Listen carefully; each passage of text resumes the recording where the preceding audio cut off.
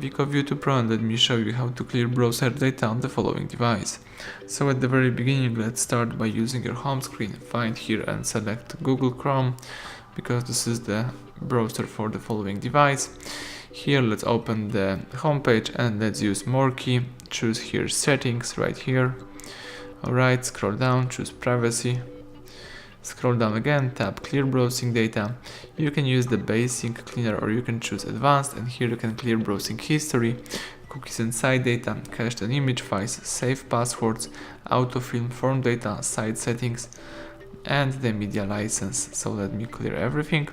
You can also use the time range, so you can clear those things from last hour or, for example, from all time. So let me choose all time, tap clear data, and that's it. So everything went well. Thank you for watching. Please subscribe our channel and leave thumbs up under the video.